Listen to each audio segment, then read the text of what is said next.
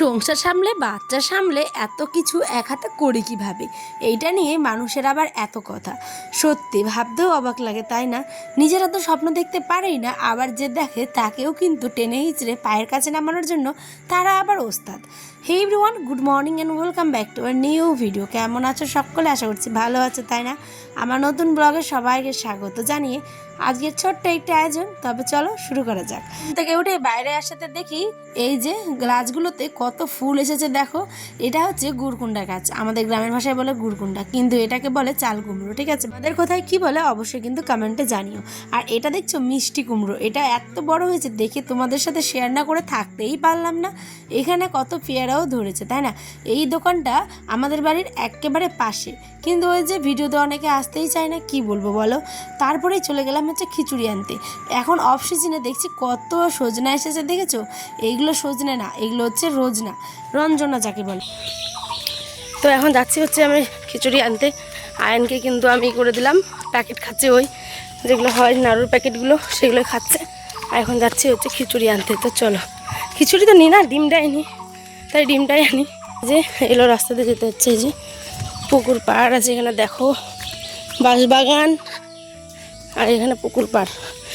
এইটা পার করে ওই দিকটা দেয়, ওই দিকটা খিচুড়ি আমাদের। তারপরে তো ডিম নিয়ে চলেই আসলাম। এসে নিয়ে ছেলে তো বিশাল খুশি ডিম খাবে বলে, কিন্তু ডিম যেহেতু আমাদের এখানে কাঁচা দেয় সেই জন্য কিন্তু ফ্রিজে এনে রেখে দিলাম। তারপরে লেগে বললাম হচ্ছে কাজে।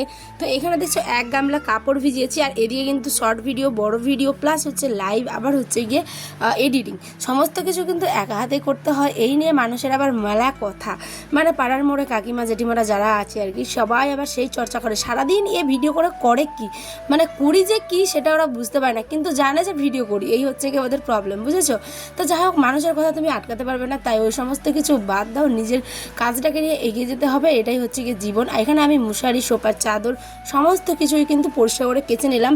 সেই কুরবানিতে আমি কেচেছিলাম, আর এর মধ্যে কাঁচা হয়নি, তাই ভাবলাম চলো পরিষ্কার করে কেচে নিই। আর ভাইরে ভাই এত গরম পড়েছে, এই যে রাত্রে করে বৃষ্টি আর দিনের বেলা করে রোদ দিচ্ছে, তাই বেশি মনে হচ্ছে গরমটা একবারে বেড়ে যাচ্ছে, জানো? কিন্তু কি করবে, এই গরমেও আবার প্রতিদিন রাতে আমাকে এই কাজটি করতে হয়। গাইজ কি বলবো তোমাদের সাথে, মানে শেয়ার না করে থাকতেই পারলাম না। এই যে রান্না বান্না, কোনোদিন যদি বরকে বলি দুমুটো মুড়ি খেয়ে আজকে একটুখানি ঘুমিয়ে পড়ো, বা মুড়ি খাও, বা কিছু খেয়ে নাও চিড়ে টিড়ে বা ছাতু, জীবনে খাবে না গাইজ, জীবনেও খাবে না। আমাকে প্রত্যেক দিন 2 বেলা করে রান্না করতেই হয়। আর এই গরমে যে রান্না করতে হয় রাতে, সেটা একমাত্র আমি জানি। গ্যাসের মধ্যে দাঁড়াও, ভাত করো, তরকারি করো। তাই আমি বরকে 2 দিন ধরে শুধু ভর্তা ভাতই খাওয়াচ্ছি। 2 দিন না, আজকে 3 দিন হয়ে গেছে, শুধু আলু পটলের ভর্তা আর ভাত এই করে করে ওকে খাওয়াচ্ছি। তো ঘি দিয়ে সোনামুখ করে আবার খেয়েও নেয়, তাতে কোনো অসুবিধা নেই। তো দেখো, আর এখানে রান্না করেছিলাম হচ্ছে মুসুর ডাল, আর সাথে ছিল হচ্ছে পটল আলুর ভাজা। তো দুপুরবেলা এটা রান্না করেছি, কিন্তু আজকে শেয়ার করা হয়নি, যেহেতু তাড়াহুড়ো করেছি, তাই আর কি। দেখো গাইস, দেখো ঘরের মধ্যে কত পিঁপড়ের লাইন।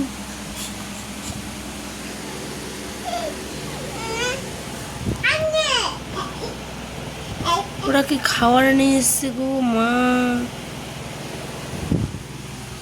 দেখো একবার।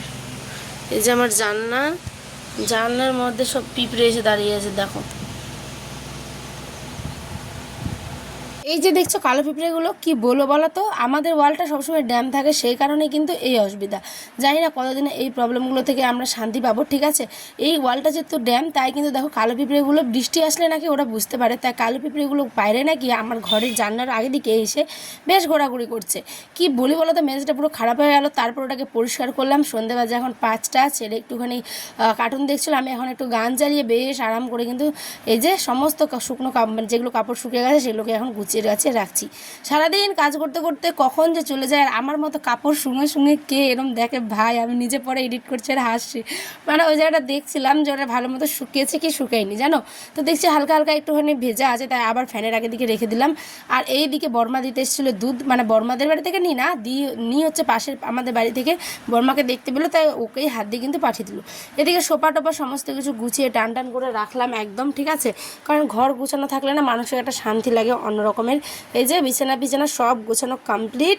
এখন বাজে 5:30 মতো, দেখো দেখতে দেখতে হাতের কাজগুলো কিন্তু গোছানো হয়ে গেল। এরপরে আবার যাব ভিডিও আপলোড করতে। আর এখন আবার দেখি যে হালকা ফুরফুর করে বৃষ্টি আসছে, তাই বিকেলও যেহেতু হয়েছে রোদটাও পড়ে গেছে, তাই এখন আমি এই যে সমস্ত কাপড়গুলোকে আবার দিয়ে দিলাম হচ্ছে আমার বারান্দাতে এনে। আর এইখানে দেখছি ছোটো ছোটো আমাদের বাড়ির সদস্যগুলো মানে পুচকুগুলো খেলাধুলা করছে বেশ। ওরা বিকেল টাইমটা কিন্তু এইভাবে খেলাধুলা করে, গ্রামের বাচ্চারা তো এরমভাবেই কিন্তু মিলেমিশে খেলাধুলো করে। তো চলো, খুবই গরম, আমি তো ঘেমে পুরো স্নান হয়ে গেছি গাইজ। আর ব্লগটাও কিন্তু অনেক বড় হয়ে যাচ্ছে, তাই না? প্লিজ স্কিপ না করে দেখো, আর কেমন লাগলো অবশ্যই মানে পরে আর কি জানিও।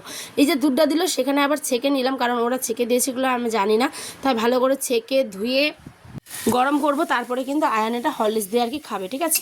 তো চলো, এখানে আমি এই যে রান্নাবাড়িও করছি এখন, আর তোমাদের সাথে ভয়েসও দিচ্ছি। ব্লগটা আর বেশি বড় করব না, ব্লগটা এখানেই শেষ করছি। আর এইখানটায় দেখো ভালো মতো কিন্তু দুধও জাল দেওয়া হয়ে গেছে। রাত্রের ডিনারে বললামই তো, এটা যেহেতু কালকের ব্লগ আজকেই তোমাদের বলে দিচ্ছি, ভর্তা আর ভাত, সাথে ঘি, আর একটা ছিল আচার, আর অবশ্যই আম। ওই তো ভাত দিয়ে আম খাই, তোমরা তো জানোই। আর এইখানে চলো আয়ানকে এখন দুধ আর মুড়ি কিন্তু খাইয়ে দিই। আয়ান খেতে চাইছিল সেমাই, কিন্তু সেমাই আমি ওকে রান্না করে দিলাম না, যেহেতু আজকে দুধ মুড়িটাই ও খাবে, তাই আর কি। আর দেখা যাবে নেক্সট দিন কি হয়। তো ব্লগ কেমন লাগলো জানিও, দেখা হবে নেক্সট ব্লগে। সকলে ভালো থেকো, সবাইকে বাই বাই।